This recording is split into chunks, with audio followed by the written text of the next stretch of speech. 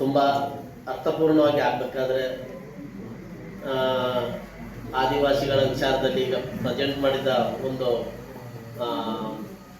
ವರದಿಯನ್ನು ನಾನು ಕೇಳಿಸ್ಕೊಂಡಾಗ ತುಂಬ ವಿಶಾಲವಾಗಿ ಹೇಳಿದ್ರಿ. ಅಂದರೆ ಭಾರತ ಲೆವೆಲಲ್ಲಿ ಉತ್ತರ ಭಾರತ ಭಾಗದಲ್ಲಿ ಧರ್ಮದ ಬಚಾವ್ ಆಂದೋಲನ, ಹೀಗೆ ಬಿರ್ಸಾ ಮುಂಡಾ ಅವರ ಇದೆಲ್ಲ. ಅಂದರೆ ಆದಿವಾಸಿಗಳ ಸಂದರ್ಭ, ಉತ್ತರ ಭಾರತದ ಜೀವನ ಶೈಲಿಯೇ ಬೇರೆ, ದಕ್ಷಿಣ ಭಾರತದ ಜೀವನ ಶೈಲಿ ಬೇರೆ. ಅದು ಯಾಕೆ ಆ ರೀತಿ ಆಗಿದೆ ಅಂತ ಯೋಚನೆ ಮಾಡಿದ್ರೆ, ಅಲ್ಲೆಲ್ಲ ಹಿಂದೆ ಮತಾಂತರವಾಯಿತು, ಮತ್ತು ಅಲ್ಲಿ ಶಿಕ್ಷಣನೂ ಸಿಕ್ತು. ಹಾಗೆ ಅಲ್ಲಿಯ ಒಂದು ವ್ಯವಸ್ಥೆ ಒಳಗೆ ಆದಿವಾಸಿ ಪ್ರದೇಶನೇ ಪ್ರತ್ಯೇಕ ಮಾಡಿದೆ ನಮ್ಮ ಭಾರತ ಸರ್ಕಾರ ಶೆಡ್ಯೂಲ್ 6ರಲ್ಲಿ.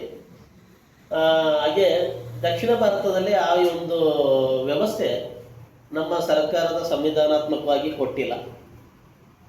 ಇಲ್ಲಿ ದಕ್ಷಿಣ ಭಾರತದಲ್ಲಿ ಹೇಗೆ ಅಂದರೆ, ಪ್ರಾಜೆಕ್ಟ್ ಮಾಡುವಂಥ ಗಿರಿಜನ ಸಮಗ್ರ ಅಭಿವೃದ್ಧಿ ಯೋಜನೆ ITDP ಏರಿಯಾ ಇದೆ. ಅದು ಸರ್ಕಾರದ ಒಂದು ವ್ಯಾಪ್ತಿಯೊಳಗೆ ಒಂದು ತನ್ನ ಕಾರ್ಯವನ್ನು ಮಾಡ್ತಾ ಇದೆ.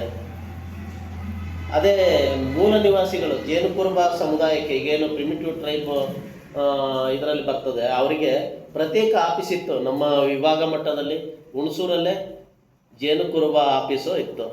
ಅದು ಅವ್ರಿಗೋಸ್ಕರನೇ ಕೆಲಸ ಮಾಡುವಂಥದ್ದು. ಶಿಕ್ಷಣ, ಆರೋಗ್ಯ, ಇತರೆ ನಾಗರಿಕ ಮೂಲ ಸೌಲಭ್ಯ ಎಲ್ಲನೂ ಕೆಲಸ ಮಾಡುವಂಥದ್ದು. ಈಗ ಆ ಕಚೇರಿ ಇಲ್ಲ, ITDP ಒಳಗೆ ಮರ್ಜ್ ಆಗಿದೆ. ಅಂದರೆ ನೋಡಿ, ಈ ವ್ಯವಸ್ಥೆ ನಮ್ಮ ಆದಿವಾಸಿಗಳ ಸಂದರ್ಭದಲ್ಲಿ ಅವರಿಗೆ ಅಭಿವೃದ್ಧಿಯ ಕೆಲಸವನ್ನು ತೊಡಗಿಸ್ಕೊಳ್ಳೋಂಥ ಸರ್ಕಾರಿ ವ್ಯವಸ್ಥೆ ಹೇಗೆ ಮರ್ಜ್ ಆಗ್ತಾ ಇದೆ ಅಂತ.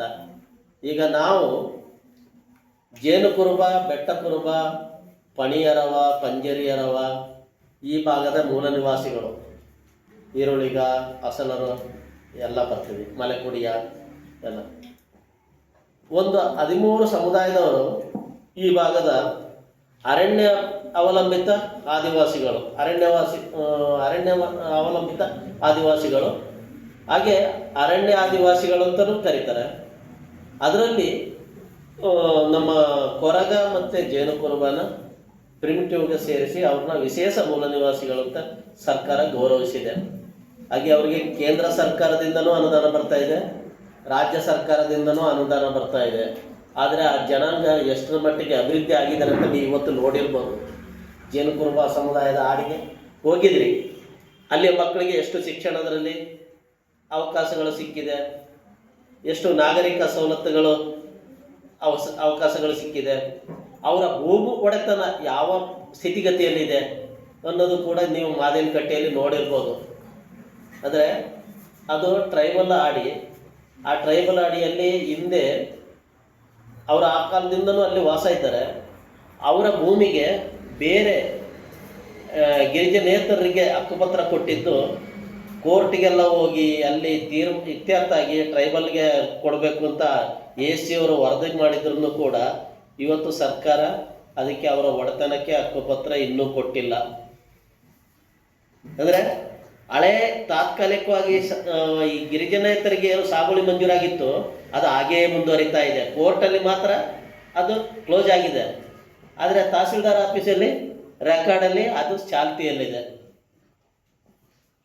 ಅಂದರೆ ಈ ವ್ಯವಸ್ಥೆಯ ಒಂದು ಭೂ ಸಮಸ್ಯೆಯನ್ನು ನೋಡುವಂಥ ಪರಿಸ್ಥಿತಿಯಲ್ಲಿ ಮಾದೇನಕಟ್ಟೆ ತೆಕ್ಕಲವಾಡಿಯಲ್ಲಿ 117 ಎಕರೆ ಭೂಮಿ ಅದು.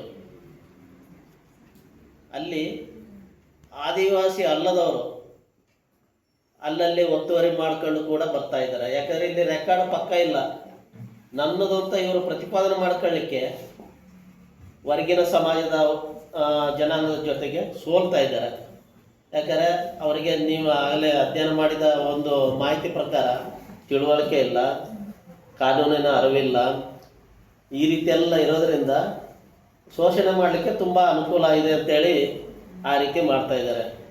ಈಗ ಒಟ್ಟಾರೆ ನಾವು ನೋಡಿದ್ರೆ ಅದು ನಮ್ಮ ಸ್ವಯಂ ಸೇವಾ ಸಂಸ್ಥೆಗಳು ಬಂದ ಮೇಲೆ ಕೂಡ ಅದರ ಸ್ಥಿತಿಗತಿಯನ್ನು ನಿವಾರಣೆ ಮಾಡಲಿಕ್ಕೆ ಸಾಧ್ಯ ಆಗಿಲ್ಲ. 80ರ ದಶಕದಲ್ಲಿ ನಮ್ಮ ಸ್ವಯಂ ಸೇವಾ ಸಂಸ್ಥೆ ಪ್ರಾರಂಭ ಮಾಡಿತು ಕೆಲಸ. ಅಂದರೆ ಇಲ್ಲಿ ಹುಣಸೂರು ತಾಲೂಕಲ್ಲಿ ಡೀಡ್ ಸಂಸ್ಥೆ,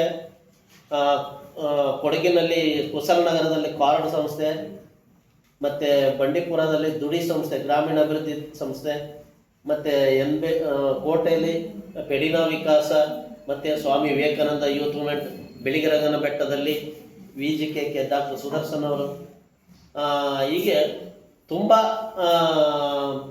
ಸ್ವಯಂ ಸೇವಾ ಸಂಸ್ಥೆಗಳು ಶುರುವಾಯಿತು. ಆವತ್ತು ಇಲ್ಲಿ ಬಿಳಿಗಿರಿರಂಗನ ಬೆಟ್ಟದಲ್ಲಿ ಕಾರ್ಯಕರ್ತರಾಗಿ ಕೆಲಸ ಮಾಡಿದವರು ಶೀನಾ ಕೃಷ್ಣ ಅವರು, ಈಗ ಮಂಗಳೂರು ಕಡೆಗೆ ಅವರು ಕೆಲಸ ಮಾಡ್ತಾಯಿದ್ದಾರೆ. ಅವರು ಸಾಕ್ಷರ ವಾಹಿನಿ ಇದರಲ್ಲೆಲ್ಲ ತೊಡಗಿಸ್ಕೊಂಡಿದ್ರು. ಅವರು ಕೂಡ ನಮ್ಮ ಈ ಕಡೆ ಕೆಲಸ ಕಲಿತು ಆ ಕಡೆ ಹೋಗಿ ಪ್ರಾಜೆಕ್ಟ್ ತಗೊಂಡು ಸರ್ಕಾರಿ ಕಾರ್ಯಕ್ರಮನ ಒಂದು ಮಾಡಿದಂಥವ್ರು.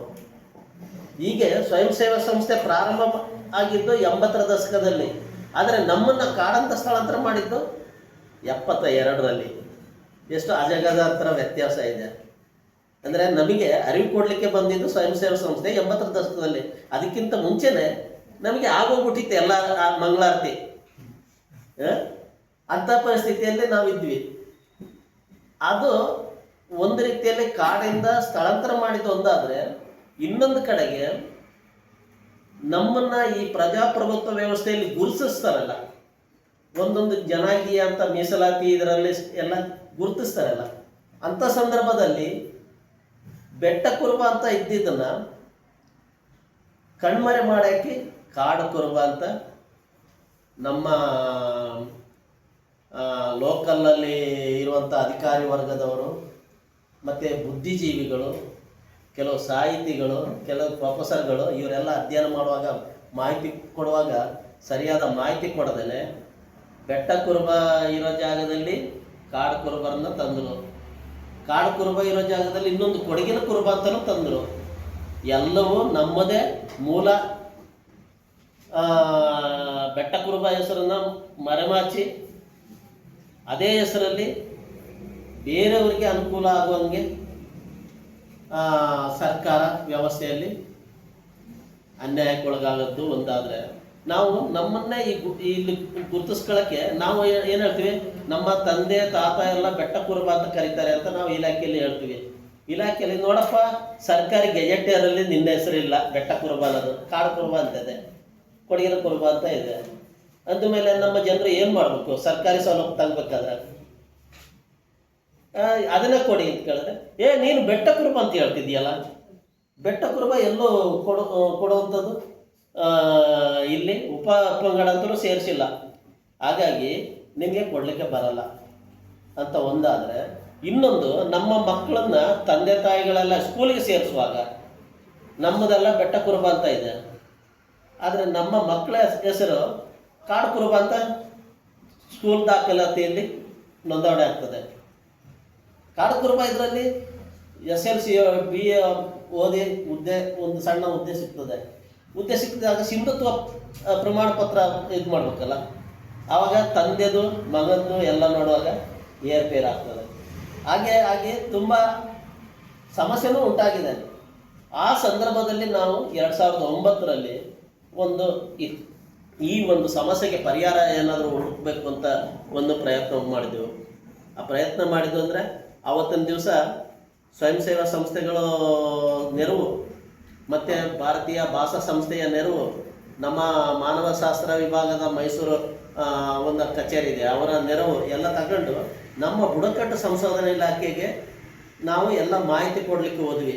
ನಾವು ಲೈಬ್ರರಿಯಲ್ಲಿ ಏನೆಲ್ಲ ದಾಖಲೆಗಳಿದೆ ನಮ್ಮ ಪೂರ್ವಕಾಲದ್ದು ಎಲ್ಲ ಮಾಹಿತಿ ತಗೊಂಡಾಗ ನಮಗೆ ಗೊತ್ತಾಯಿತು, ಬೆಟ್ಟ ಕುರುಬ ಅನ್ನೋದು ಮೊನ್ನೆ ದಿವಸ ಅಳಿಸೋಗಿರ್ಬೋದು, ಆದರೆ ಬ್ರಿಟಿಷ್ನವ್ರ ಕಾಲದಲ್ಲಿ ಸಂಚಾಸ ಮಾಡುವಾಗ ಬೆಟ್ಟ ಕುರುಬ ನೋಂದಾವಣೆ ಆಗಿದ್ದು ಪೇಪರ್ಸ್ಗಳಿದೆ ಅಂತ ನಾವು ಪ್ರೆಸೆಂಟ್ ಮಾಡಿದ್ವಿ. ಆ ಪ್ರೆಸೆಂಟ್ ಮಾಡಿದಾಗ ನಮ್ಮ ಬುಡಕಟ್ಟು ಸಂಶೋಧನೆ ಡೈರೆಕ್ಟರ್ ಏನಂತಾರೆ ಅಂದರೆ, ನೀವು ಹೇಳ್ತಿರೋದು ನಿಜ ಇರ್ಬೋದು, ಆದರೆ ಈಗ ಕಾಡು ಕುರುಬ ಅನ್ನೋದು ತೆಗೆದುಹಾಕ್ಲಿಕ್ಕೆ ಬರಲ್ಲ. ಯಾಕೆ ಅಂದರೆ ನನ್ನ ಸ್ನೇಹಿತರು ತುಂಬ ಜನ ಅದರಿಂದ ಆ ಸರ್ಟಿಫಿಕೇಟಲ್ಲಿ ಹುದ್ದೆಗೆ ಹೋಗಿದ್ದಾರೆ. ನಾನು ಆ ಜನಾಂಗಕ್ಕೆ ಯಾರು ನಕಲಿ ಸರ್ಟಿಫಿಕೇಟ್ ಒಳಗೆ ಸೇರ್ಕೊಂಡಿದ್ದಾರೆ ಆ ಜನಾಂಗಕ್ಕೆ ಅನ್ಯಾಯ ಆದಾಗ ಅವರು ನನ್ನ ಮೇಲೆ ಸವಾರಿ ಮಾಡ್ಬೋದು. ಹಾಗಾಗಿ ನೀವು ಕಾಡು ಕುರುಬ ಅಂತ ಏನಿತ್ತು ಅದು ನೀವು ಸಾಲ ದಾಖಲಾತಿಯಲ್ಲಿ ಈಗಾಗಲೇ ಇದೆ ಚಾಲ್ತಿಯಲ್ಲಿ. ಬೆಟ್ಟ ಕುರುಬ ಅಂತ ಇಂದಿನದು ಏನಿದೆ ಅದನ್ನು ಕೂಡ ನಿಮ್ಮ ದಾಖಲೆಯಲ್ಲಿ ಗುರುತಿಸುವಂಗೆ ಒಂದು ಮಾಡಿಕೊಡ್ತೀವಿ ಅನ್ನೋದನ್ನು ಒಂದು ಹೇಳಿದ್ರು. ಆ ಸಂದರ್ಭದಲ್ಲಿ ನಮಗೇನಂದರೆ ಇದು ಎಷ್ಟೇ ಹೋರಾಟ ಮಾಡಿದ್ರು ನಮ್ಮಲ್ಲಿ ಆರ್ಥಿಕ ಬಲ ಇಲ್ಲ, ರಾಜಕೀಯ ಬಲ ಇಲ್ಲ, ಒಂದು ಕಾನೂನಿನ ಅರಿವಿರುವಂಥ ಇದು ಮಾಹಿತಿದಾರರಿಲ್ಲ. ಮತ್ತು ಎಲ್ಲ ಕಡೆಗೂ ಹೊರ ಸಮಾಜದವರೇ ಇರೋದು, ರಾಜಕೀಯದಲ್ಲೂ ಅವರೇ ಇರೋದು, ಹೊರ ಸಮಾಜದವರು. ಸಮಾಜ ಕಾರ್ಯದಲ್ಲಿ ತೊಡಗಿಸ್ಕೊಂಡವರು ಕೂಡ ಹೊರ ಸಮಾಜದವರೇ, ಪತ್ರಿಕಾ ಮಾಧ್ಯಮದಲ್ಲೂ ಕೂಡ ಹೊರ ಸಮಾಜದವರೇ, ಕಾನೂನಿನ ವಿಭಾಗದಲ್ಲೂ ಹೊರ ಸಮಾಜದವರೇ, ಈ ರೀತಿ ಅಧಿಕಾರಿ ವರ್ಗದವರು ಎಲ್ಲ ಹೊರ ಸಮಾಜದವರೇ ಆಗಿರೋದ್ರಿಂದ ನಾವು ಎಷ್ಟು ಸಾಧ್ಯ ಅಷ್ಟು ನಮ್ಮನ್ನು ಗುರುತಿಸ್ಕೊಳ್ಳಿಕ್ಕೆ ಸಾಧ್ಯ ಆಗಿದೆ. ಇನ್ನೊಂದಷ್ಟು ಭಾಗದಲ್ಲಿ ನಾವೇ ಆಯಿತು ಇಷ್ಟಾದರೂ ಆಯ್ತಲ್ಲ ಅಂತ ನಮಗೆ ನಾವು ಸಮಾಧಾನ ಪಟ್ಟುಕೊಳ್ಳೋಂಥ ಪರಿಸ್ಥಿತಿ ಬಂದಿದೆ. ಈಗ ಬೆಟ್ಟ ಕುರುಬ ಅನ್ನೋದು ಒಂದು ಸರ್ಟಿಫಿಕೇಟ್ ಕೊಡುವಂಥ ಚಾಲ್ತಿಯಲ್ಲಿದೆ. ಅಂದರೆ ಕಳೆದೋಗಿತ್ತು 72ರ ಇದು ವನ್ಯಜೀವಿ ಸಂರಕ್ಷಣೆ ಕಾಯ್ದೆ ಸಂದರ್ಭದಲ್ಲೇ ಹಿಂದುಳಿದ ವರ್ಗ ಆಯೋಗ LG ಆವನೂರು ಅವರು ಆಯೋಗ ಹಿಂದುಳಿದ ವರ್ಗದ ಆಯೋಗ ಬಂದು ಅಧ್ಯಯನ ಮಾಡಿದಾಗ ನಮ್ಮ ಬೆಟ್ಟ ಕುರುಬ ಮರೀಸಿಕೆ ಆಗಿತ್ತು. ಅಂದರೆ ಅವರ ತಪ್ಪಲ್ಲ, ಅಧಿಕಾರಿ ವರ್ಗದವರು ಲೋಕಲಲ್ಲಿ ಇರುವಂಥ ಅಧಿಕಾರಿ ವರ್ಗದವರು ಸರಿಯಾದ ಮಾಹಿತಿ ಕೊಡದೇ ಅವತ್ತು ತಪ್ಪಾಗಿದೆ. ಮತ್ತು ನಾವು ಅವತ್ತು ನಮ್ಮ ಸಮುದಾಯದವರು ಕಾಡು ಒಳಗೆ ಇಂದ ನಾಡಿಗೆ ಬರ್ತಿರ್ಲಿಲ್ಲ, ತಾಲೂಕಾ ಮಟ್ಟಿಗೆ ಜಿಲ್ಲಾ ಮಟ್ಟಕ್ಕೆ ಈ ರೀತಿ ಬರದೇ ಇದ್ದಿದ್ದರಿಂದ ಏನಾಗಿದೆ ನಮ್ಮನ್ನು ನಾವು ಪ್ರತಿನಿಧಿಸ್ಕೊಳ್ಳಿಕ್ಕೆ ಆಗಿಲ್ಲ. ಮತ್ತು ನಮಗೆ ಭಾಷೆಯ ತೊಡಕು, ಯಾಕಂದರೆ ಬೆಟ್ಟ ಕುರುಬರಿಗೆ ಅವ್ರದ್ದೇ ಆದ ಒಂದು ಭಾಷೆ ಇದೆ, ತುಳು, ಮಲಯಾಳಂ, ತಮಿಳು ಇವೆಲ್ಲ ಮಿಕ್ಸ್ ಆಗಿದೆ ಬೆಟ್ಟ ಕುರುಬ ನುಡಿ. ಹಾಗೆ ಜೇನು ನುಡಿ ಅದು ಕನ್ನಡಕ್ಕೆ ಹತ್ತಿರ ಇದೆ, ಹಳಗನ್ನಡಕ್ಕೆ ಹತ್ತಿರ ಇದೆ. ಈ ರೀತಿ ಒಂದು ತೊಡಕುಗಳೇನಿದೆ ಅದು ನಮ್ಮನ್ನು ನಾವು ಪ್ರತಿನಿಧಿಸ್ಕೊಳ್ಳಿಕ್ಕೆ ಆಗಲಿಲ್ಲ. ಈಗ ಸಂಘಟನೆಯಾಗಿ ನಾವು ಒಂದಷ್ಟು ಅದಕ್ಕೆ ಪೂರಕವಾದ ಮಾಹಿತಿಯನ್ನು ಸಂಗ್ರಹಿಸ್ಕೊಂಡು ನಾವು ಒಂದು ಹೋರಾಟವನ್ನು ಮಾಡಿ ಒಂದು ಹಂತಕ್ಕೆ ಬಂದಿದೆ. ಹಾಗೆ ಈ ನಮಗೆ ಕಾಡಿಂದ ಸ್ಥಳಾಂತರ ಆಗಿದ್ದು ಒಂದಾದರೆ, ಒಂದು ನಾಗರಿಕ ಸಮಾಜದಲ್ಲಿ ಕಲಿಯುವಂಥದ್ದು ತುಂಬ ಇದೆ. ಯಾಕಂದರೆ ನಮ್ಮ ಜನಾಂಗದಲ್ಲಿ ಎಲ್ಲವೂ ಜ್ಞಾನ ಇತ್ತು, ಅವರು ಯಾರೂ ದಡ್ಡರಲ್ಲ. ನಮ್ಮ ಜನಾಂಗದವರು ಭೌಗೋಳಿಕವಾಗಿ ಈ ಏನು ನೀಲಗಿರಿ ಪಶ್ಚಿಮ ಘಟ್ಟ ಏನು ಭಾಗ ಇದೆ, ಈ ಪಶ್ಚಿಮ ಘಟ್ಟ ಭಾಗದಲ್ಲಿ ಕೇರಳ, ತಮಿಳುನಾಡು ಹೀಗೆ ಪ್ರತ್ಯೇಕ ರಾಜ್ಯ ನಮ್ಮವರ ಹಿರಿಕರ ಒಂದು ನಂಬಿಕೆಯಲ್ಲಿ ಇಲ್ಲ. ಇದೆಲ್ಲ ನಮ್ಮ ಕಾಟು ನಾಡು, ನಮ್ಮ ಕುರುಂಬ ನಾಡು. ಈ ಚಾರಿತ್ರ್ಯಕಾರರು ಬರೆದಿದ್ದಾರೆ ಕುರುಂಬ ನಾಡು ಅನ್ನೋದು, ಅದು ದಾಖಲೆಯಲ್ಲಿ ಸಿಗುತ್ತೆ. ಹಾಗೆ ಈ ಕುರುಂಬ ನಾಡು, ಕಾಟು ನಾಡು ಬರೋದು ಆ ಕಡೆ ನೀಲಗಿರಿಯಿಂದ ಹಿಡಿದು ವಯನಾಡು ಜಿಲ್ಲೆ ಹೀಗೆ ಬಂದು ಕೊಡಗು, ಹೀಗೆ ಕರ್ನಾಟಕದ ಮೈಸೂರು ಈ ಭಾಗದಲ್ಲಿ ಈ ಬೆಟ್ಟ ಕುರುಬ ಸಮುದಾಯ, ಜೇನು ಕುರುಬ ಸಮುದಾಯ ಹೆಚ್ಚಾಗಿ ವಾಸ ಮಾಡ್ತಿದ್ದಂಥ ಒಂದು ಪ್ರದೇಶ. ಈ ಒಂದು ಪ್ರದೇಶದಲ್ಲಿ ಇತಿಹಾಸವನ್ನಕಾರರು ಬರೆದಿದ್ದಾರೆ, ಆದರೆ ಅದನ್ನು ಎಲ್ಲ ಪ್ರಚುರ ಆಗಿಲ್ಲ. ಆಗದೇ ಇದ್ದದಕ್ಕೆ ಏನಂದರೆ ಇಲ್ಲಿ ನಾಗರಿಕ ಸಮಾಜದ ಎಲ್ಲ ಆಡಂಬರ ಇದ್ದಿದ್ದರಿಂದ ಅವರು ಏನು ಈ ನಾಗರಿಕ ಸಮಾಜ ಹೇಗೆ ಅದನ್ನು ಬಳಸಬೇಕು ಅದು ಅಷ್ಟಕ್ಕೆ ಸೀಮಿತವಾಗಿ ದಾಖಲೆಯಲ್ಲಿ ಉಳ್ಕೊಂಡಿದ್ದಾರೆ. ಅದು ನಮ್ಮ ಹೋರಾಟ ಯಾಕೆ ಅದು ಪ್ರಮುಖ ಬರುತ್ತಂದರೆ, ಈಗ ನಮ್ಮ 2006ರಲ್ಲಿ ಅನುಸೂಚಿತ ಬುಡಕಟ್ಟು ಜನರ ಅರಣ್ಯ ಹಕ್ಕು ಕಾಯ್ದೆ ಅಂತ ಭಾರತ ಸರ್ಕಾರ ಸಂವಿಧಾನಾತ್ಮಕವಾಗಿ ಒಂದು ಪುಸ್ತಕ ಎಲ್ಲ ಮಾಡಿ ಕಾಯ್ದೆಯಲ್ಲಿ ಗಿರಿಜನರಿಗೆ ರಕ್ಷಣೆ ಆಗುವ ಹಾಗೆ ಭೂಮಿ ಹಕ್ಕು ಕೊಡಲಿಕ್ಕೆ ಆ ಕಾಯ್ದೆ ಹೇಳ್ತದೆ. 10 ಎಕರೆ ಭೂಮಿವರೆಗೂ ಅವರು ಪಡ್ಕೋಬೋದು ಆ ಕಾಯ್ದೆ ಅಡಿಯಲ್ಲಿ ಅಂತ. ಆದರೆ ಅದು ಕಾಯ್ದೆ ಆಗಿ ಡೆಲ್ಲಿಯಲ್ಲಿದೆ. ಅದರ ಪುಸ್ತಕಗಳು ಜಿಲ್ಲಾ ಮಟ್ಟದಲ್ಲಿ ನಮ್ಮ ಟ್ರೈಬಲ್ ಆಫೀಸಲ್ಲೆಲ್ಲ ಪುಸ್ತಕಗಳು ದಾಖಲೆಗಳು ಇದೆ. ಆದರೆ ಅವರು ಅದನ್ನು ತಿಳ್ಕೊಳ್ಳೋದು ಯಾವ ರೀತಿ ಅಂದರೆ, ಆದಿವಾಸಿಯಾಗಿ ನಾನು ಓದಿದರೆ ಮಾತ್ರ ಅದರ ಅರ್ಥ ತಿಳಕ್ಕೆ ಸಾಧ್ಯ. ನಾನು ಒಬ್ಬ ನಗರವಾಸಿ, ಗ್ರಾಮೀಣ ಪ್ರದೇಶದ ವಾಸಿಯಾಗಿ ಓದಿದರೆ ಆ ಪುಸ್ತಕದಲ್ಲಿರೋ ಬದನೆಕಾಯಿ ಅದು ಹಾಗೇ ಇರ್ತದೆ. ಹಾಗಾಗಿ ನಮ್ಮ 2006ರಲ್ಲಿ ಆ ಕಾಯ್ದೆ ಬಂದ್ರೂ ಇವತ್ತು ಕೂಡ 1 ಇಂಚು ಭೂಮಿ ತಗೊಳ್ಳಿಕ್ಕೆ ಆಗಿಲ್ಲ. ಆದರೆ ಅದನ್ನೇ ದುರ್ಬಳಕೆ ಮಾಡಿರೋಂಥ ಪ್ರಸಂಗನೂ ಇದೆ. ಯಾಕಂದರೆ ಇದೇ ಡೀಡ್ ಸಂಸ್ಥೆ, ಬುಡಕಟ್ಟು ಕೃಷಿಕರ ಸಂಘ 2 ಸಾರ್ವಜನಿಕ ಹಿತಾಸಕ್ತಿ ಕಾಯ್ದೆ ಅಡಿಯಲ್ಲಿ ಅರಣ್ಯದಿಂದ ಸ್ಥಳಾಂತರ ಆದ ಬುಡಕಟ್ಟು ಜನರಿಗೆ ಪುನರ್ವಸತಿ ಆಗಬೇಕು, ಅವರಿಗೆ ಪರ್ಯಾಯ ಜೀವನಕ್ಕೆ ಅವಕಾಶಗಳು ಬೇಕು. ಅವರಿಗೆ ಸರ್ಕಾರ ಅನ್ಯಾಯ ಮಾಡಿದೆ ಅಂತ ಸಾರ್ವಜನಿಕ ಹಿತಾಸಕ್ತಿ ಮೊಕದ್ದಮೆ ಹಾಕಿದ ಮೇಲೆ ಅದೊಂದು ಅಧ್ಯಯನ ಎಲ್ಲ ಆಗಿ ಆಮೇಲೆ ಕೋರ್ಟಲ್ಲಿ ವಾದ ವಿವಾದ ಎಲ್ಲ ಆದಮೇಲೆ ಒಂದು ಕಮಿಟಿ ರಚನೆ ಆಯಿತು. ಅದರಲ್ಲಿ DCF ಇದ್ದಾರೆ ಅರಣ್ಯ ಇಲಾಖೆಯಿಂದ, ಮತ್ತು ನಮ್ಮ ವಿಶ್ವವಿದ್ಯಾನಿಲಯದಿಂದ ಡಾಕ್ಟರ್ ಮುಜಫರ್ ಅಸಾದಿ ಅವರಿದ್ದಾರೆ, ಮತ್ತು ನಮ್ಮ ಟ್ರೈಬಲ್ಲಿಂದ ಜಾಜಿ ತಿಮ್ಮಯ್ಯ ಅಂತ ಅವರು ಮಹಿಳಾ ಜಿಲ್ಲಾ ಪಂಚಾಯತ್ ಉಪಾಧ್ಯಕ್ಷರು. ಆ ಟೈಮಲ್ಲಿ ನಮ್ಮ ಡೀಡ್ ಸಂಸ್ಥೆ ಇದ್ದಿದ್ದರಿಂದ ಅವರು ರಾಜಕೀಯದಲ್ಲಿ ಒಂದು ಟರ್ಮಲ್ಲಿ ಅವಕಾಶ ಗಿಟ್ಟಿಸ್ಕೊಳ್ಳಿಕ್ಕೆ ಆಯಿತು. ಆ ಸಂದರ್ಭದಲ್ಲಿ ಅವರು ಜಿಲ್ಲಾ ಪಂಚಾಯತ್ ಉಪಾಧ್ಯಕ್ಷರು ಇದ್ದಿದ್ದರಿಂದ ಕೋರ್ಟ್ ಕಮಿಟಿಯಲ್ಲಿ ಅವರು ಕೂಡ ಇದ್ದಿದ್ದರಿಂದ ಆದಿವಾಸಿಗಳೇ 3418 ಕುಟುಂಬಕ್ಕೆ ಪುನರ್ವಸತಿ ಕೊಡಬೇಕು ಅಂತ ಈ ಕಮಿಟಿ ಶಿಫಾರಸು ಏನು ಮಾಡಿದೆ ಅದನ್ನು ಕೋರ್ಟ್ ಹಾಗೇನೆ ಯಥಾವತ್ತಾಗಿ ಆದೇಶ ಮಾಡ್ತು. ಸರ್ಕಾರ ಈ ಅವಕಾಶ ವಂಚಿತ ಬುಡಕಟ್ಟು ಜನರಿಗೆ ನ್ಯಾಯ ದೊರಕಿಸ್ಕೊಡ್ಬೇಕು ಅಂತ. ಆದರೆ 3412 ಕುಟುಂಬಕ್ಕೆ ಒಬ್ರಿಗಾದ್ರೂ ಇವತ್ತು ಭೂಮಿ ಸಿಕ್ಕಿದೆಯಾ? 2014ರಲ್ಲಿ ಆದೇಶ ಆಗಿರೋದು. ಒಂದೇ ಒಂದು ಜನನು ಆ ಭೂಮಿ ಪಡ್ಕೊಳ್ಳಿಕ್ಕೆ ಆಗಿಲ್ಲ. ಅವರಿಗೆ ಒಂದು ಈ ಆಡಳಿತ ವ್ಯವಸ್ಥೆಯಲ್ಲಿ ಒಂದು ಆಂತರಿಕ ಒಂದು ರಾಜಕೀಯ ನಡೆದಿದೆ. ಅಂದರೆ ಪುನರ್ವಸತಿ ಕಮಿಟಿ, ಜಿಲ್ಲಾ ಆಡಳಿತ ಪುನರ್ವಸತಿ ಕಮಿಟಿಯಲ್ಲಿ ಟ್ರೈಬಲ್ ಇಲಾಖೆ, ITDP ಮತ್ತು ಜಿಲ್ಲಾಧಿಕಾರಿ, ಟ್ರೈಬಲ್ ಇಲಾಖೆ ಕಾರ್ಯದರ್ಶಿ, ಜಿಲ್ಲಾಧಿಕಾರಿ ಅಧ್ಯಕ್ಷರು, ಅರಣ್ಯ ಸಮಿತಿಗೂ ಅದೇ ಸೇಮು, ಕೋರ್ಟ್ ಕಮಿಟಿಯಲ್ಲೂ ಅದೇ ಸೇಮು, ಅದರಲ್ಲಿ ಅರಣ್ಯ ಇಲಾಖೆ ಸದಸ್ಯರು. ಈ ರೀತಿ ಅರಣ್ಯ ಇಲಾಖೆ, ಕೃಷಿ ಇಲಾಖೆ ಇವೆಲ್ಲ ಇದೆ ಆ ಕಮಿಟಿ ಒಳಗೆ. ಅವರು ಒಂದು 2016ರಲ್ಲಿ ಒಂದು ಮೀಟಿಂಗ್ ಮಾಡ್ತಾರೆ. ಅಂದರೆ ಗಿರಿಜನರ ಐತಿಹಾಸಿಕವಾಗಿ ಸ್ಥಳಾಂತರ ಆದ ಗಿರಿಜನರಿಗೆ, ಅನ್ಯಾಯಕ್ಕೊಳಗಾದ ಗಿರಿಜನರಿಗೆ ಪುನರ್ವಸತಿ ಆಗಬೇಕು ಅಂತೇಳಿ ಸರ್ಕಾರದಿಂದ ಅವರಿಗೆ ಡೈರೆಕ್ಷನ್ ಬಂದ ಮೇಲೆ ಒಂದು ಮೀಟಿಂಗ್ ಮಾಡ್ತಾರೆ. ಆ ಮೀಟಿಂಗಲ್ಲಿ ಏನು ತೀರ್ಮಾನ ತಗೊಳ್ತಾರೆ ಅಂದರೆ, ಐತಿಹಾಸಿಕವಾಗಿ ಅನ್ಯಾಯಕ್ಕೊಳಗಾದ ಗಿರಿಜನರ ಹೆಸರಲ್ಲಿ ಮೀಟಿಂಗ್ ಸಭೆ ಮಾಡ್ತಾ ಅರಣ್ಯ ಹಕ್ಕಲ್ಲಿ ಏನು ಅರ್ಜಿ ಹಾಕಿದ್ರು ಆ ಜನ ಅವರಿಗೆ 5 ಎಕರೆ ತಪ್ಪಿದ್ರೆ 10 ಎಕರೆ ಅನುಭವ ಇರೋಷ್ಟಾದರೂ ಒಡೆತನ ಕೊಡಬೇಕಿತ್ತು ಹಕ್ಕುಪತ್ರ ಬರೆದು. ಅದಕ್ಕೆ ಹಕ್ಕುಪತ್ರದಲ್ಲಿ ಸಹಿ ಮಾಡೋದು DCF ಮತ್ತು ನಮ್ಮ ಜಿಲ್ಲಾಧಿಕಾರಿ ಮತ್ತು ನಮ್ಮ ಟ್ರೈಬಲ್ ಇಲಾಖೆಯಿಂದ ಅಧಿಕಾರಿಗಳು 3 ಅರಣ್ಯ ಹಕ್ಕು ಸಮಿತಿಯ ಒಂದು ಸಂದರ್ಭದಲ್ಲಿ ಹಕ್ಕುಪತ್ರಕ್ಕೆ ಸಹಿ ಮಾಡ್ತಾರೆ. ಆದರೆ ಅಲ್ಲಿ ಏನಾಗಿದೆ, ಕಾಡು ಒಳಗೆ 2006ರಲ್ಲಿ ಅರ್ಜಿ ಹಾಕಿದ್ರಲ್ಲ ಅವರಿಗೆ 1 ಗುಂಟೆ 2 ಗುಂಟೆ ಈ ರೀತಿ ದಾಖಲಾತಿ ಮಾಡಿ ಅವರ ಮನೆ ಎಷ್ಟು ಗುಡಿಸಿಲು, ಆ ಗುಡಿಸಿಲು ಎಷ್ಟು ಅಷ್ಟಕ್ಕೆ ಮಾತ್ರ GPS ಮಾಡಿಬಿಟ್ಟು ಇವರು ಕಾಡು ಒಳಗಿದ್ದವರು, ಇವರು ಸ್ವ ಇಚ್ಛೆಯಿಂದ ಹೊರಗಡೆ ಬರಲಿಕ್ಕೆ ಇಷ್ಟಪಡ್ತಾ ಇದ್ದಾರೆ, ಇವರಿಗೆ ಪುನರ್ವಸತಿಗೆ ಸರ್ಕಾರ ಅನುಮೋದನೆ ಮಾಡಬೇಕು, ಅಂದರೆ ಅನುದಾನ ಬಿಡುಗಡೆ ಮಾಡಬೇಕು.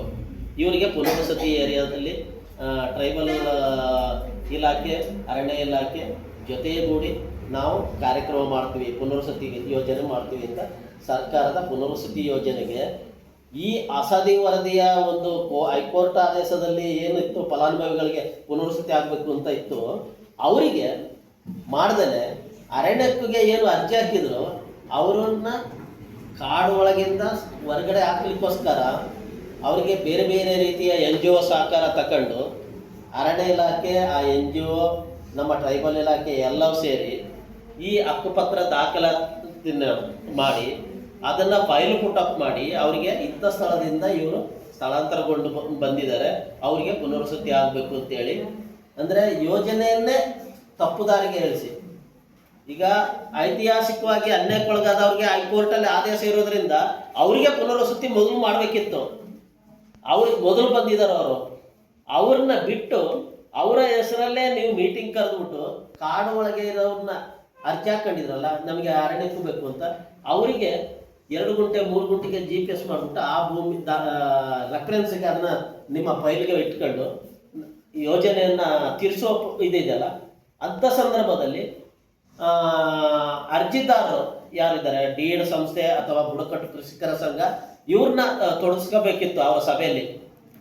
ನೀವು ಏನಂತೀರಿ? ನೀವು ಜನಪರವಾಗಿ ಅರ್ಜಿ ಹಾಕಿದ್ದವರು, ನೀವು ಏನಂತೀರಿ? ಜನರು ಇದಕ್ಕೆ ಹೋಗ್ತಾರಾ ಇಲ್ವಾ ಅನ್ನೋದು ಅಭಿಪ್ರಾಯ ಕೇಳಬೇಕಿತ್ತು.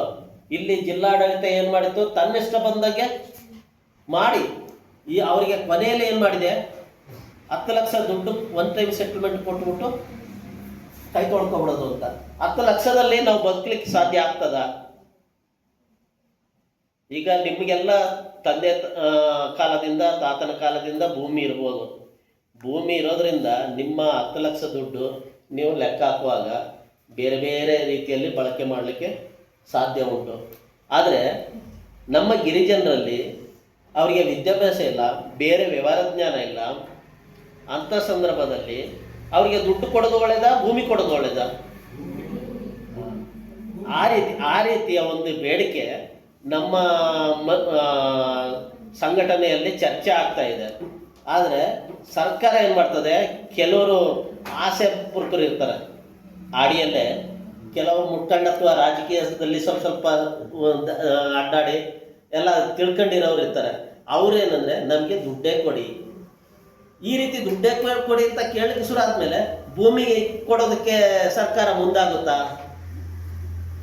ಅವ್ನು ತಗೊಂಡಿದ್ದಾನಲ್ಲ, ನಿನಗೇನು ಕಾಯಿಲೆ, ನಿನಗೂ ಅದೇ ದುಡ್ಡು ಹಂಚ್ಕೊ ಹೋಗು, ಬೇರೆ ನಿನಗೆಲ್ಲಿಂದ ಬೇರೆ ಕಡೆಯಿಂದ ಯೋಜನೆ ಬರುತ್ತೆ. ಈಗ ಅವನು ತಿಳುವಳಿಕೆದಾರ ಆದ್ದರಿಂದ ಅವನು 10 ಲಕ್ಷ ಕೊಡಿ ಅಂತ ಉಪಯೋಗಕ್ಕೆ ತಗೊಂಡಿದ್ದಾನೆ. ನಿನಗೂ ಅದೇ, ಈಗ ನಿನ್ನ ನಾನು ಬೆನ್ನತ್ಕೊಂಡು ನಿಮ್ಮನ್ನ ಉದ್ಧಾರ ಮಾಡ್ತೀನಿ ಅಂತ ಬರ್ಲಿಕ್ಕಾಗುತ್ತಾ ಅಂತ ಇಲಾಖೆ ಹೇಳುತ್ತೆ ಅಲ್ವಾ? ಹಾಗಾಗಿ ಇಲ್ಲಿ ಆ ಗೊಂದಲನೂ ಇದೆ. ಯಾವುದು, ಸರ್ಕಾರ ಹಣದ ರೂಪದಲ್ಲಿ ಆಸೆ ತೋರಿಸಿ ನಮ್ಮ ಗಿರಿಜನರಲ್ಲಿ ಮೊದಲೇ ಒಗ್ಗಟ್ಟಿಲ್ಲ. ಅದನ್ನ ಸ್ವಯಂ ಸೇವಾ ಸಂಸ್ಥೆಗಳು ಬಂದು ಮಾರ್ಗದರ್ಶನ ಮಾಡಿದ ಮೇಲೆ ನನ್ನ ಹಕ್ಕು ಪಡಿಬೇಕು ಅನ್ನೋದು ಹುಮ್ಮಸ್ಸು ಮೇಲೆ ಒಂದು ಹೋರಾಟ ಆಯಿತು. ಆ ಹೋರಾಟ ಆಗಿ ಈಗ ಪಡ್ಕೊಳ್ಳೋ ಸ್ಟೇಜಲ್ಲಿ ಸರ್ಕಾರ ಏನು ಮಾಡ್ತಾ ಇದೆ, ನಿಧಾನ ಮಾಡ್ತಾ ಮಾಡ್ತಾ ಮಾಡ್ತಾ ಆ ವಿಷಯನ ಮರೆಸುವ ಪ್ರಯತ್ನ ಮಾಡ್ತಾ ಇದೆ. ಮತ್ತು ಕೇಂದ್ರ ಸರ್ಕಾರಕ್ಕೂ ರಾಜ್ಯ ಸರ್ಕಾರಕ್ಕೂ ಹೊಂದಾಣಿಕೆ ಇಲ್ದಿರೋದು ಕೂಡ ಅಲ್ಲಿ ನೋಡ್ಬೇಕಾಗ್ತದೆ. ಯಾಕಂದರೆ ಅಲ್ಲಿ ನೋಡಿದ್ರೆ BJP ಸರ್ಕಾರ, ಇಲ್ಲಿ ನೋಡಿದ್ರೆ ಕಾಂಗ್ರೆಸ್ ಸರ್ಕಾರ, ಇವರು ಬರೆದು ಕೊಟ್ಟದನ್ನೆಲ್ಲ ಅವರು ಅನುಮೋದನೆ ಮಾಡ್ತಾರ ಅನ್ನೋದು ಅವರ ಲೆವೆಲಲ್ಲಿ ಗೊಂದಲನೂ ಇದೆ. ಇಂಥ ಪರಿಸ್ಥಿತಿ ಇರುವಾಗ ಆದಿವಾಸಿಗಳ ಅಭಿವೃದ್ಧಿಗೆ ಇಲಾಖೆಗಳು ಇರ್ತವೆ, ಆದರೆ ಅವರ ಯೋಜನೆಗಳು ಪೇಪರಲ್ಲಿ ಇರ್ತದೆ.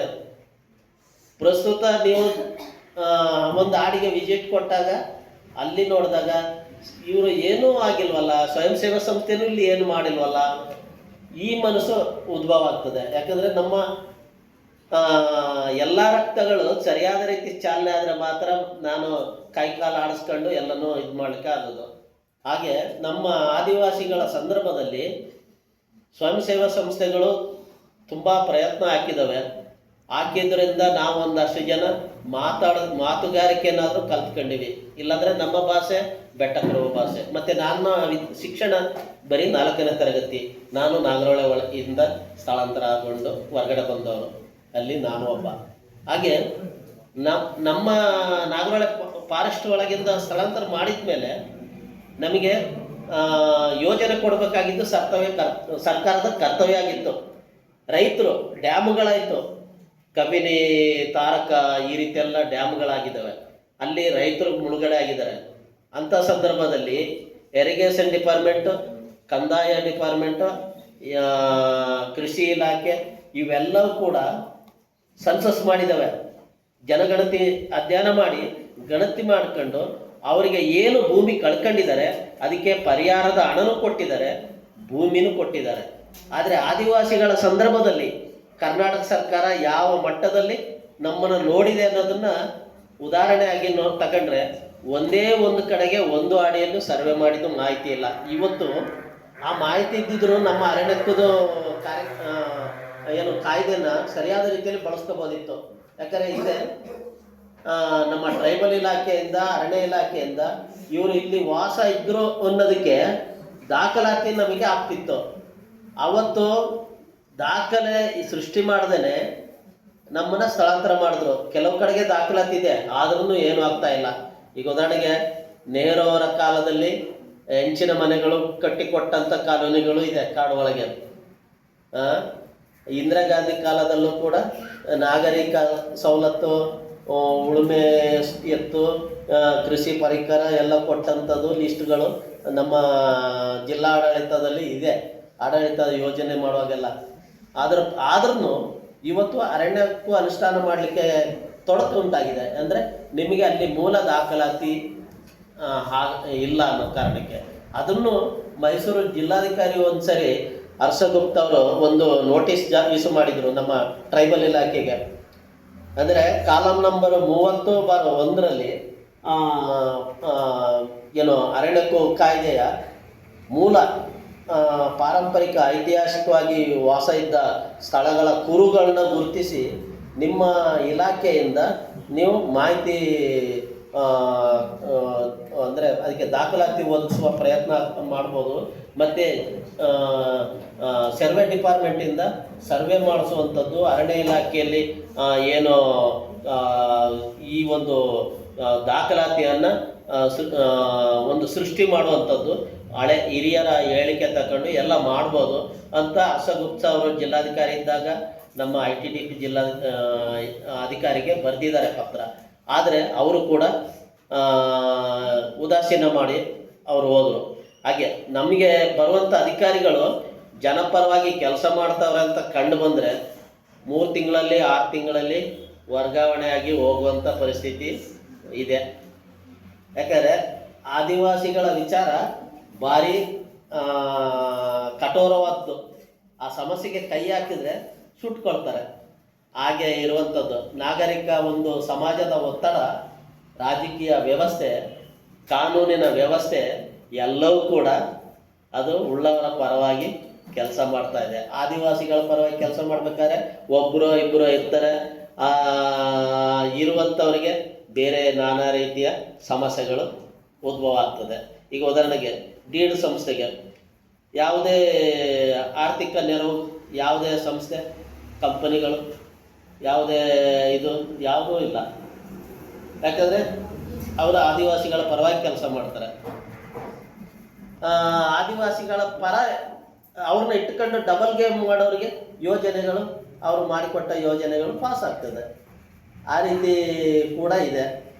ನಾವು ಜೊತೆಲೇ ಇದ್ದು ನಾವು ನೋಡಿದ್ರಿಂದ, ನಾವು ಸಂಘಟನೆಯಲ್ಲಿ ಕೆಲಸ ಮಾಡುವಂಥ ಮುಖಂಡಾಗಿ ಸಂಸ್ಥೆಯಲ್ಲಿ ನಮಗೋಸ್ಕರ ಕೆಲಸ ಪ್ರಾರಂಭ ಮಾಡುವಾಗ ಯಾವ ರೀತಿ ಅನುದಾನಗಳು ಇರ್ತಿತ್ತು, ಅದು ಯಾಕೆ ನಮ್ಮ ಜನಾಂಗ ಅಭಿವೃದ್ಧಿ ಆದಷ್ಟು ನಾವು ತಿಳುವಳಿಕೆ ತಗೊಂಡಷ್ಟು ಮುಂದಕ್ಕೆ ಹೋಗ್ಬೇಕಿತ್ತು.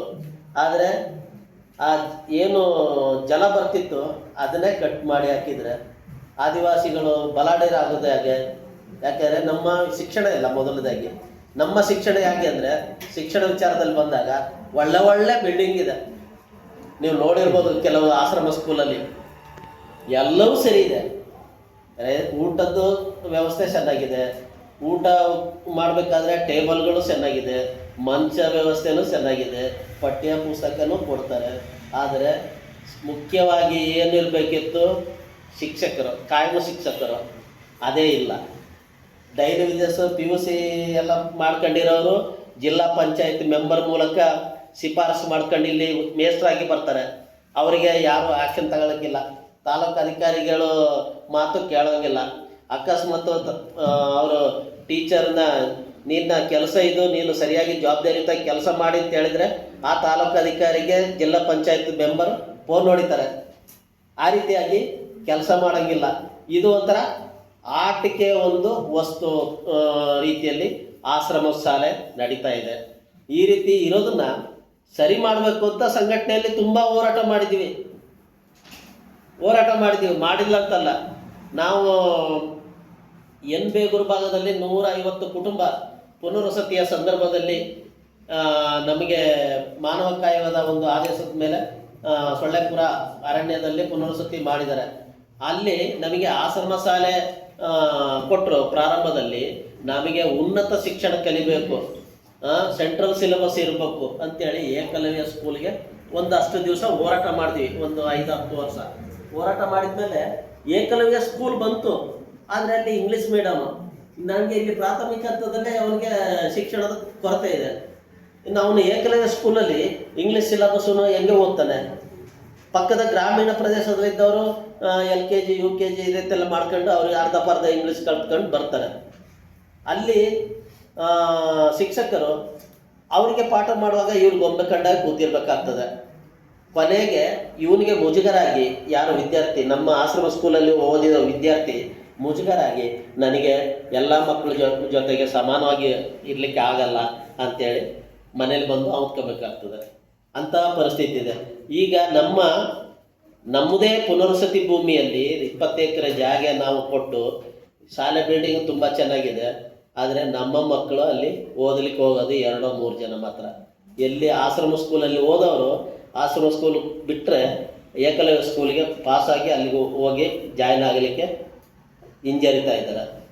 ಮತ್ತು ನಮ್ಮ ಜಿಲ್ಲಾ ಆಡಳಿತನೂ ಕೂಡ ಅದಕ್ಕೆ ಜವಾಬ್ದಾರಿಯಾಗಿ ಒಳ್ಳೆಯ ಶಿಕ್ಷಕರನ್ನ ಕೊಟ್ಟು ಒಳ್ಳೆಯ ವಿದ್ಯಾಭ್ಯಾಸ ಕೊಡೋ ಪ್ರಯತ್ನ ಪಟ್ಟರೆ ಮುಂದಿನ ದಿನಲ್ಲಾದರೂ ಅದು ಆಗ್ಬೋದು.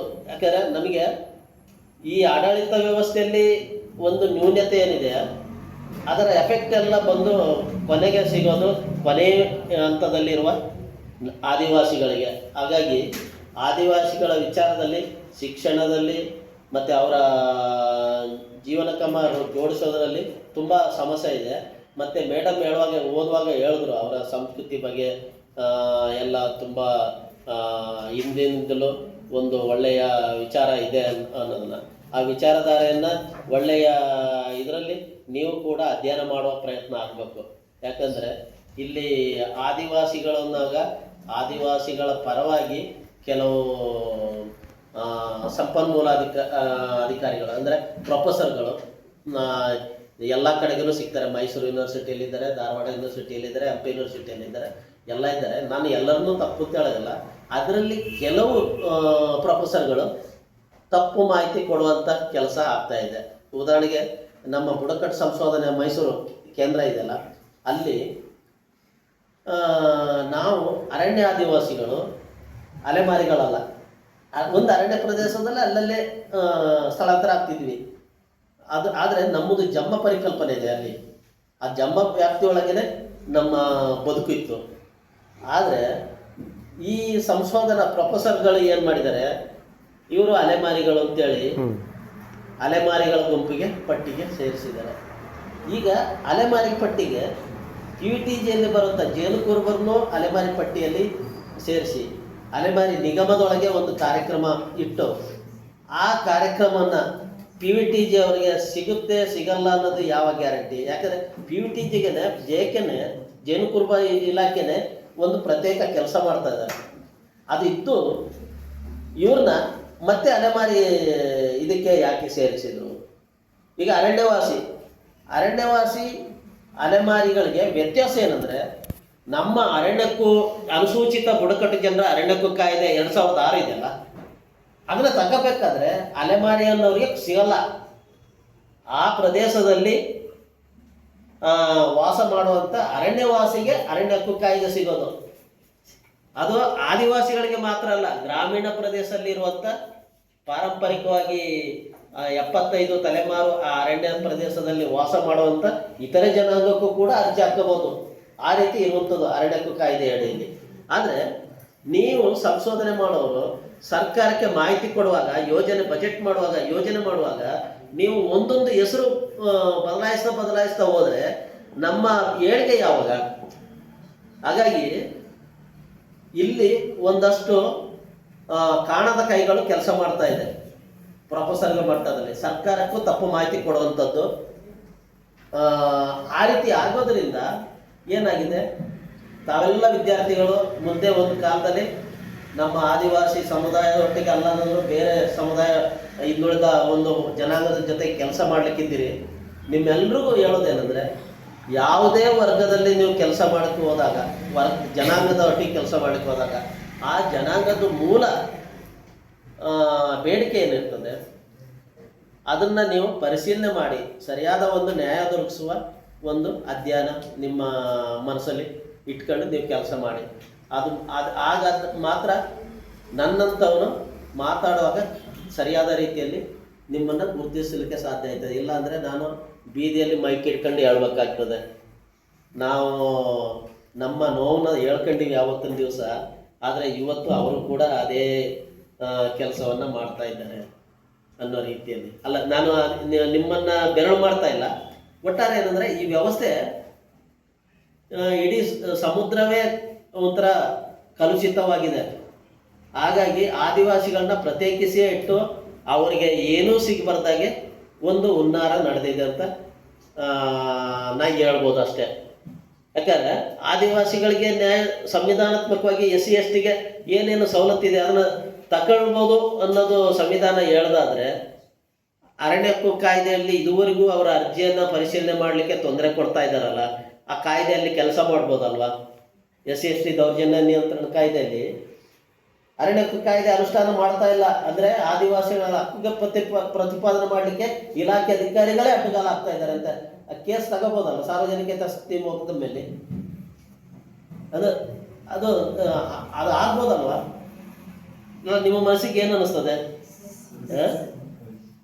ಯಾಕಂದರೆ ಅರಣ್ಯಕ್ಕೂ ಕಾಯ್ದೆ ಇರೋದೇ ಆದಿವಾಸಿಗಳಿಗೆ ಹಕ್ಕು. ಐತಿಹಾಸಿಕವಾಗಿ ಏನು ಅವರಿಗೆ ಅನ್ಯಾಯ ಆಗಿತ್ತು, ಅರಣ್ಯ ಅರಣ್ಯ ಅರಣ್ಯ ಅಂತೇಳಿ ಅರಣ್ಯದಲ್ಲಿ ಪ್ರಾಣಿಗಳಿಗೆ ಪ್ರಾಣಿ ಪಕ್ಷಿಗೆ ಮಾತ್ರ ಅವಕಾಶ ಮಾಡಿಕೊಡುವಂಥ ಒಂದು ಪ್ರಕ್ರಿಯೆ ಕಾನೂನು ಏನು ಬಂದಿದೆ, ಅದರಲ್ಲಿ ಅವತ್ತು ನೀವು ಆದಿವಾಸಿ ಅಲ್ಲಿದ್ದ ಅನ್ನೋದನ್ನ ಯಾಕೆ ಗುರುತಿಸಲಿಲ್ಲ ಅಂತ ಕೇಳುವಂಥ ಒಂದು ಭ್ರಮೆಯಲ್ಲಿ ನಾನು ಮಾತಾಡ್ತಾ ಇದ್ದೀನಿ.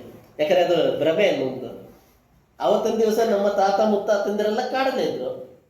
ನೀವು ವನ್ಯಜೀವಿ ಸಂರಕ್ಷಣಾ ಕಾನೂನು ತರುವಾಗ ನಮ್ಮ ತಾತ ಮುತ್ತಾತಂದಿರೆಲ್ಲ ಕಾಡಲ್ಲೇ ಇದ್ರು. ಆದರೆ ನೀವು ಕಾನೂನು ತರುವಾಗ ಪ್ರಾಣಿ ಮರ ಪಕ್ಷಿ ಮೃಗ ಇದಕ್ಕೆ ಮಾತ್ರ ನೀವು ಕಾನೂನು ತಂದ್ರಲ್ಲ, ಅಲ್ಲಿ ಆದಿವಾಸಿ ಇದ್ದವರನ್ನು ಕೂಡ ನೀವು ಗುರುತಿಸ್ಬೋದಿತ್ತಲ್ಲ. ನೀವೆಲ್ಲ ಬುದ್ಧಿಜೀವಿಗಳು, ಚಂದ್ರಲೋಕಕ್ಕೆಲ್ಲ ಹೋಗಿ ಬರ್ತೀರಿ, ಎಲ್ಲ ಕಡೆಗೂ ನೀವು ಮುಟ್ತೀರಿ, ಬುದ್ಧಿಜೀವಿಗಳು ನೀವು. ಆದರೆ ಆದಿವಾಸಿಗಳು ಆ ಜ್ಞಾನ ಇಲ್ಲದವ್ರಿಗೆ ನೀವು ತೊಡಕು ಮಾಡ್ಬೋದಾ? ನಿನಗೆ ಇಲ್ಲಿ ಬದುಕು ಹಕ್ಕಿಲ್ಲ ಅಂತ ಹೇಳ್ಬೋದಾ? ಅದು ನಮ್ಮ ಈ ವ್ಯವಸ್ಥೆಯಲ್ಲಿ ಸರ್ಕಾರದೊಟ್ಟಿಗೆ ನಾವು ಮೌನವಾಗಿ ನಮ್ಮ ಹೋರಾಟವನ್ನು ಹೇಳುವಂಥ ಒಂದು ಸಂದರ್ಭ ಬಂದಿದೆ. ಅದಕ್ಕೆ ನಾನು ಇವತ್ತು ಈ ದೊಡ್ಡ ವ್ಯವಸ್ಥೆಯಲ್ಲಿ ಏನಿದೆ ಆ ವ್ಯವಸ್ಥೆಯಲ್ಲಿ ನಾವು ಎಲ್ಲರನ್ನೂ ಒಂದೇ ಥರ ಟಾರ್ಗೆಟ್ ಮಾಡೋಲ್ಲ. ಕೆಲವು ಒಳ್ಳೆ ಗುಣಗಳಿದೆ, ಆದರೆ ಇಲಾಖೆ ಮಾನವಶಾಸ್ತ್ರಜ್ಞರು ಮೊದಲು ಅಧ್ಯಯನ ಮಾಡುವಾಗ ಎಲ್ಲ ಸಮಾಜದವ್ರನ್ನು ಅಧ್ಯಯನ ಮಾಡಿದ್ದಾರೆ, ಎಲ್ಲ ಸಮುದಾಯದವ್ರನ್ನು ಗಣತಿ ಮಾಡಿದ್ದಾರೆ, ಅಧ್ಯಯನ ಮಾಡಿದ್ದಾರೆ. ಅಲ್ಲಿಂದಲೇ ನಮಗೆ ಪ್ರಾರಂಭ ಆಗಿದ್ದು ಸ್ವಾತಂತ್ರ್ಯದ್ದು ಚಳವಳಿ ಇವೆಲ್ಲ ಕೂಡ.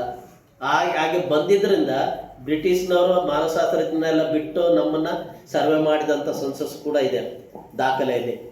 ಆ ಬ್ರಿಟಿಷರ ಕಾಲದಲ್ಲಿ ಆಗುವಂಥದ್ದು, ಆವಾಗ ಮಹಾರಾಜರ ಕೂಡ ಮೀಸಲಾತಿ ತರುವ ಪ್ರಯತ್ನದಲ್ಲಿ ಅವರು ಕೂಡ ಬ್ರಿಟಿಷರ ಒಂದು ಸಲಹೆ ಮೇಲೆ ಒಂದು ಆದಂಥ ಪ್ರಕ್ರಿಯೆಯನ್ನು ನಾವು ನೋಡ್ತೀವಿ ದಾಖಲೆಯಲ್ಲಿ. ಆದರೆ ಇಷ್ಟೆಲ್ಲ ದಾಖಲೆ ಇದ್ದ ಮೇಲೆ ಆದಿವಾಸಿಗಳನ್ನ ಯಾಕೆ ಮೌನವಾಗಿದ್ದವ್ರನ್ನ ಯಾಕೆ ನೀವು ಹಿಂಸೆ ಒಳಪಡಿಸಿದ್ರಿ ಅನ್ನೋದು ನಮ್ಮ ಪ್ರಶ್ನೆ. ಹಾಗಾಗಿ ಈ ಒಂದು ನೋವಾಗಿ ಉಳ್ಕೊಂಡಿದೆ. ಸರ್ಕಾರ ಇವತ್ತು ಕೂಡ ಈ ಮಾದನಕಟ್ಟೆ ಅಡಿಯಲ್ಲಿ ಅವರ ಹಕ್ಕುಗೋಸ್ಕರ AC ಅವರು ವರದಿ ಮಾಡಿ ಹಾಕಿದರೆ 57 ಕುಟುಂಬ ಇಲ್ಲೇ ವಾಸ ಇದ್ದಾರೆ, ಇವರಿಗೆ ಇಲ್ಲೇ ಪುನರ್ವಸತಿ ಆಗಬೇಕು ಅಂತ. ಆದರೆ ಇವತ್ತು ಕೂಡ AC ಅವರ ವರದಿ ಆಧಾರದಲ್ಲಿ ಸರ್ಕಾರ ಏನು ಕ್ರಮ ತಗೊಂಡಿದೆ ಅಂತ ಹೇಳಿದ್ರೆ ಏನೂ ಇಲ್ಲ. ಈಗಲೂ ಅಕ್ರಮ ಸಕ್ರಮಕ್ಕೆ ನೀವು ಅರ್ಜಿ ಹಾಕಿ ಅಂತ. ಈಗ ಅವರು ಅರ್ಜಿ ಹಾಕ್ತಾರೆ ಅಂತ ಗೊತ್ತಾದರೆ ಪಕ್ಕದಲ್ಲಿರೋನು ಅರ್ಜಿ ಹಾಕ್ತಾನೆ, ರೈತನು, ಅಲ್ಲಿ ಆ ಭೂಮಿ ನನಗೂ ಸೇರಬೇಕು ಅಂತ. ಆಗೇನಾಗ್ತದೆ, ಆ ಸಂಘರ್ಷದಲ್ಲೇ ಅವರ ಜೀವನ ಕಳೆದೋಯ್ತದೆ. ಹಾಗಾಗಿ ಸರ್ಕಾರಕ್ಕೆ ಒಂದ್ಸರಿ ಕೋರ್ಟಲ್ಲಿ ತೀರ್ಮಾನ ಆದಮೇಲೆ ಇಷ್ಟು ಕುಟುಂಬ ಅಲ್ಲಿ ಇದ್ದಾರೆ ಅನ್ನೋದು ಗುರುತಿಸಿ ಕೊಟ್ಟಾದ್ಮೇಲೆ AC ಅವರು ಮತ್ತೆ ಅದನ್ನು ಅರ್ಜಿ ಹಾಕಿಂತ ಹೇಳುವಂಥದ್ದಿಲ್ಲ. ಅದು ಆ ಹಳೆ ದಾಖಲಾತಿ ಏನಿತ್ತು ಅದನ್ನು ವಜಾ ಮಾಡಿದ್ದಾರೆ. ಗಿರಿಜನರು ಅಲ್ಲಿ ವ್ಯವಸಾಯ ಮಾಡದೇ ಇದ್ದು ಬೇರೆ ಗಿರಿಜನೇತರರು ವ್ಯವಸಾಯ ಮಾಡ್ದೇನೆ ಅಲ್ಲಿ ಆ ಭೂಮಿಗೆ ಸಾಗುವಳಿ ತಗೊಂಡಿದ್ರು. ಅದನ್ನು ವಜಾ ಮಾಡಿದರೆ, ವಜಾ ಮಾಡಿದ ಮೇಲೆ ಅನುಭವದಲ್ಲಿ ಯಾರಿದ್ದಾರೆ, ಸ್ಥಳದಲ್ಲಿ ಯಾರಿದ್ದಾರೆ ಅವರಿಗೆ ಮಂಜೂರಾತಿ ಮಾಡಿಕೊಡ್ಬೇಕು. ಆದರೆ ಮಾಡಿಕೊಡ್ತಾ ಇಲ್ಲ. ಯಾಕಂದರೆ ಇಲ್ಲಿ ನಮ್ಮ ಆದಿವಾಸಿಗಳ